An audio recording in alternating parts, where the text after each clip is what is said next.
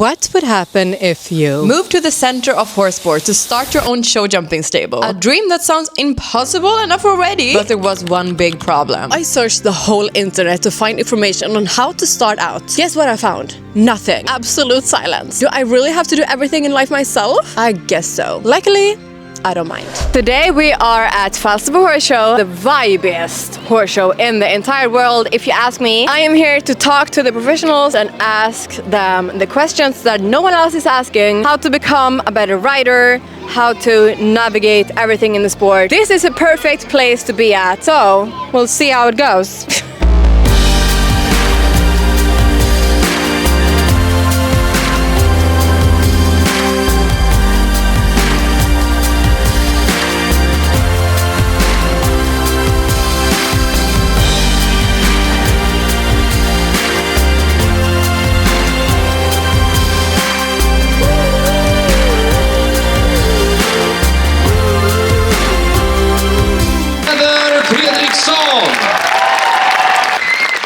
So we're gonna have an interview with Lisen, Fredricson's wife, and she's gonna tell us what kind of made their stable successful. So I'm very, very excited about that. She quit school at 14. Today she's known as the most powerful woman in Swedish equestrian sport. A rider, an entrepreneur, and the force behind one of the most successful eras in Swedish show jumping history. Lisenbrattfredricson is a two-time Olympian, a Grand Prix winner, and the founder of several influential companies such as Gallup, Swedish Select Horse Sales, and Showjumping horse show. And alongside her in the arena is her husband Peder Fredricson, one of the greatest show jumpers of our time. And together they have built a machine for excellence that has taken Swedish show jumping to heights nobody thought possible. Thanks to that system, the horses, the structure, the team, the mindset, Peder has earned Olympic gold in team jumping, 3 Olympic silver medals, individual European Championship gold, European Championship bronze, World Championship gold with the Swedish team.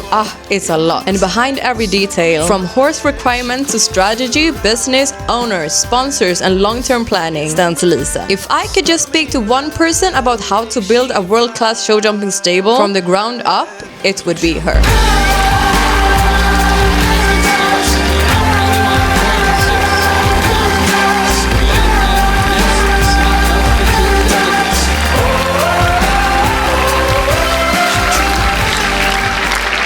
A lot of people in the horse industry would kind of describe you as the brain behind the success that you had at Grevlunda.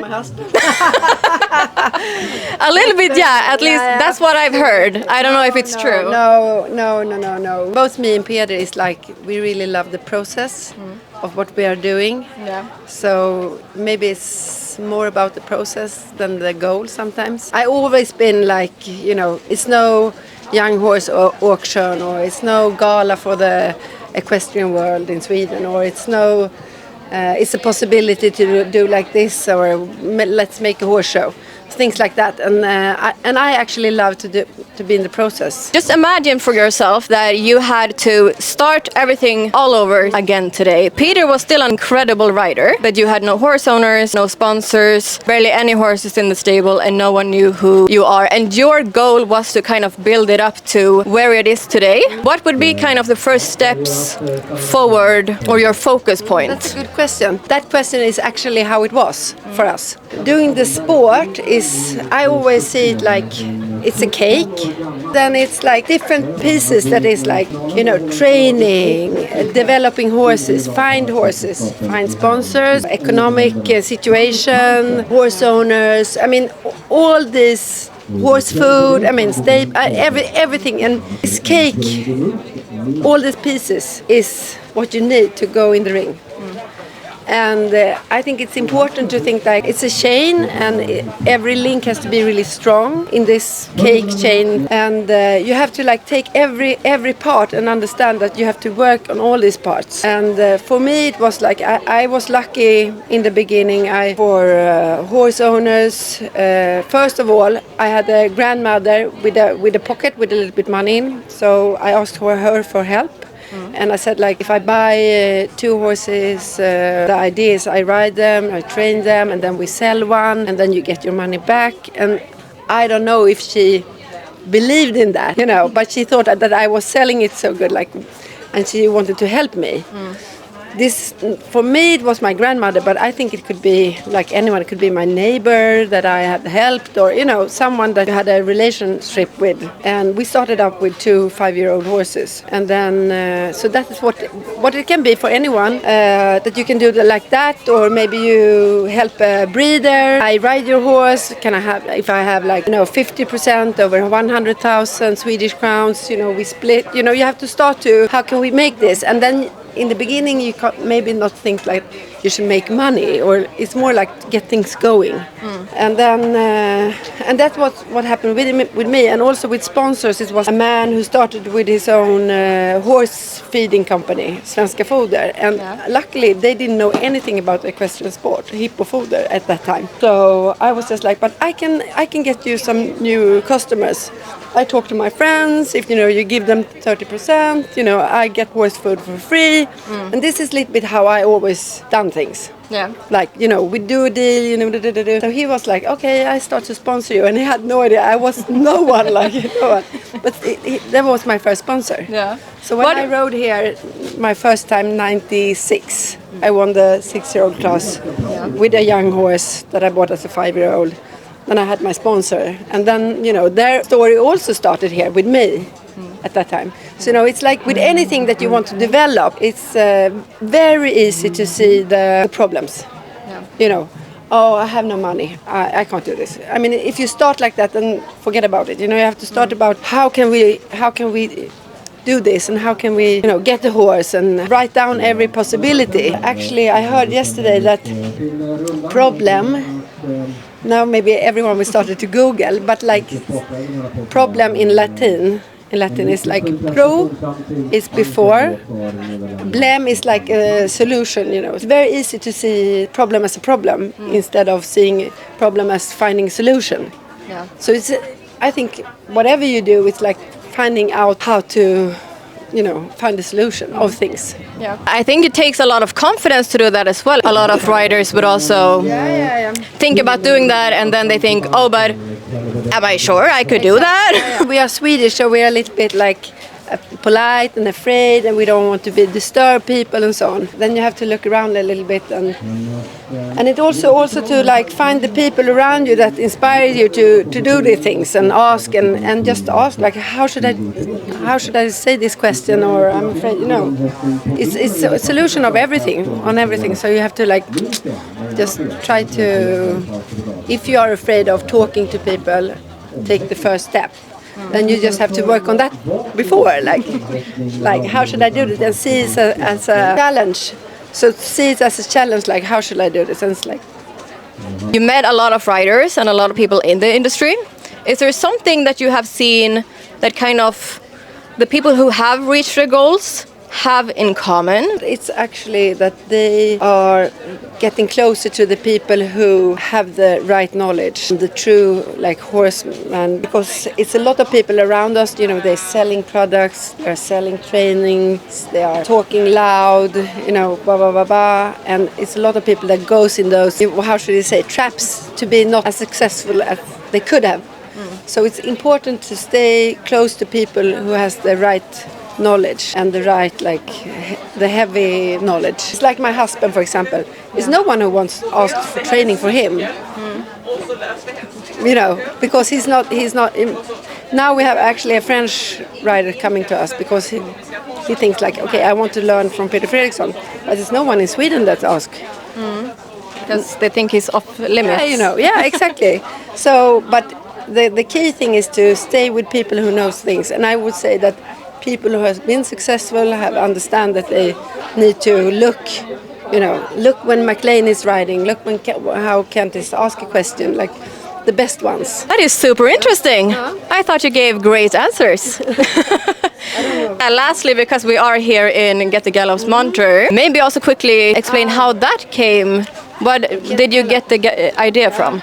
No, but the idea from the beginning was to be like a pret-a-porter for horse people. That in the beginning we were just an internet shop with nice products from everywhere, and then we started to do maybe we should do because I was always traveling with the blue plastic IKEA bag that everyone knows about. It's ugly, and I always travel with it. And then I was like, maybe make one that's kind of but just a little bit better in leather or like, and that is how it started. And then when those products started to go, and then everyone wanted to have it, and then now we only have our own products, bags for horse people. Yeah. This is the new in like waxed. It's like more like a barber jacket. It's like waxed cotton, quite cool. Very popular for hunting, like hunting people and blah blah blah. Yeah. Very popular. We have that, and then is this one in suede.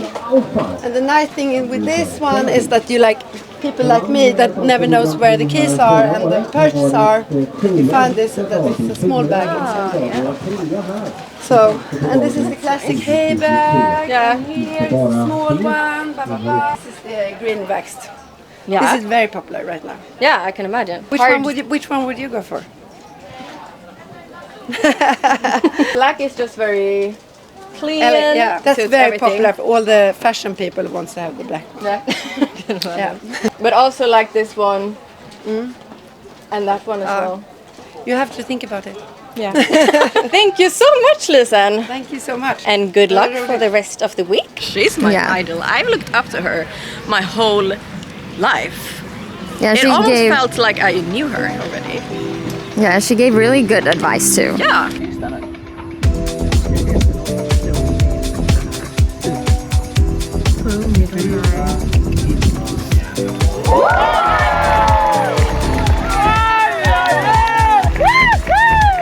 What do you think? Will he also get 2 meter? I don't know.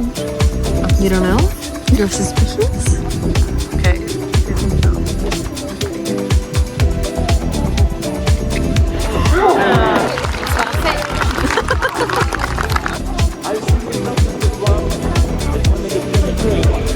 Should we buy one?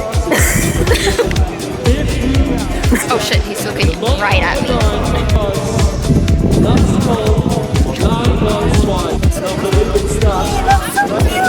If you've been half and I've been half, it's like really not much money. Can you even change your mind? I mean, I think it's like 5,000.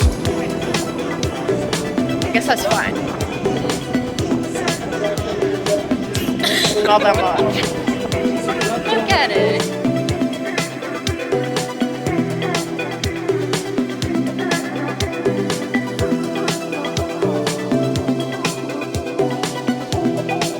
Good morning. This is how we spent the night on a budget alternative. But honestly, I was kind of cozy. I didn't mind at all. It was really nice. Actually. I slept so deep, I think. Me too. I was gone. I was gone. I just bought a helmet. I don't know if it's a good idea even, but I've been thinking about it for a long time, so I was like, I have my chance. But oh my goodness, now I'm like, you know, I'm never scared of falling off. I think I'm gonna be scared of falling off. Take the helmet at all costs. Yeah, I have been thinking about it, and I had my old helmet for, I think, 10 years or something. If I fall off in that helmet, I'm gonna die. No, I think it's gonna be fine.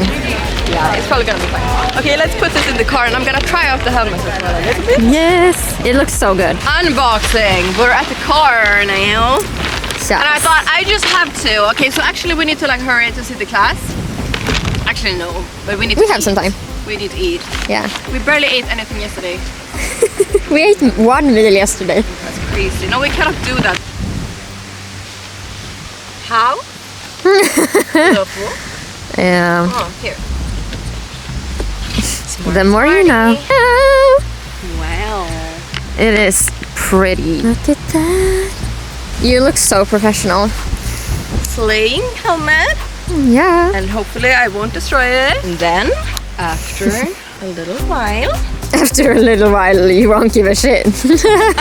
okay, we're a little bit in a hurry. We're gonna have an interview with Niclashaking, one of Sweden's absolutely best trainers. Niclashaking is one of Sweden's most respected top show jumping trainers. He's a former Grand Prix and World Cup rider turned dedicated coach. He coaches show jumpers all across Sweden, from young riders to established competitors, and his experience as a former international rider gives him insight few others have. In his time as a rider, Niclas achieved place placings in international Grand Prix classes and competed in World Cup events. Now he pours all of that knowledge into the next generation. I have students jumping like 150 and also small classes, but the thing is, what my passion is, when the students learn something, then they go to the training sessions and they learn something.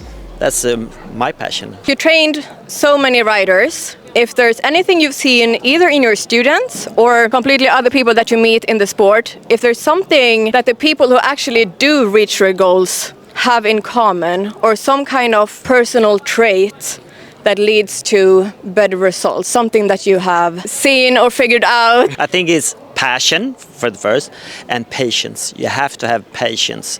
It's no quick way to do it, and you have to love the horses. I think patience is so important. Everything takes time to learn. You have to do it all over again. So I think patience for sure. Especially as a young horse rider, it takes a lot of time, but we also have kind of a long career. I just had a podcast with Henrik von Eckermann, and he also said you have to have patience.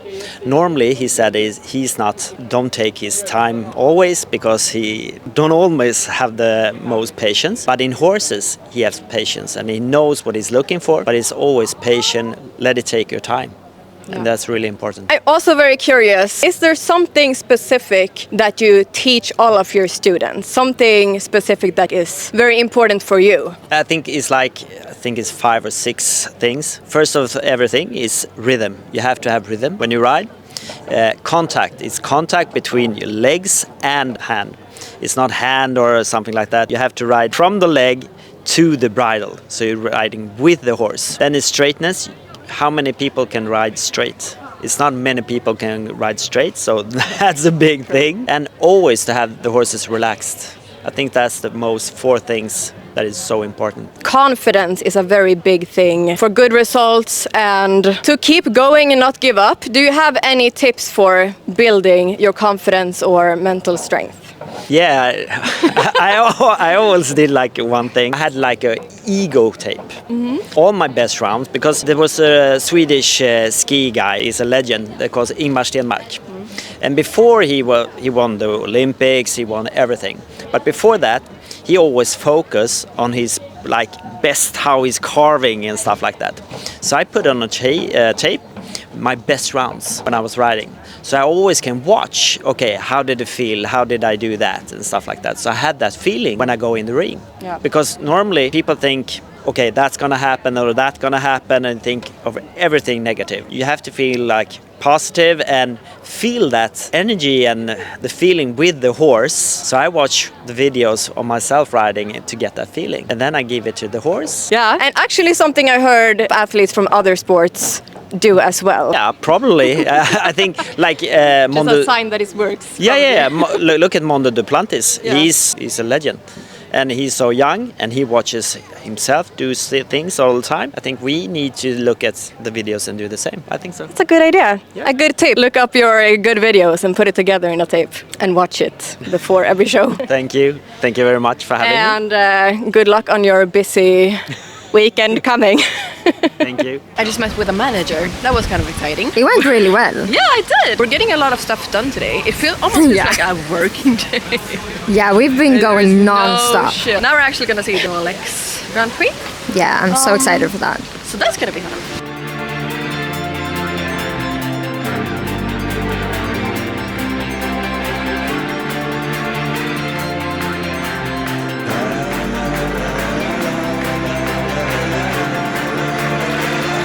Bye-bye, Festival. Now we're going home. Thank you for having us. Lovely being here. I love Welsh food. And the weather is amazing. Yeah, so warm. Lovely.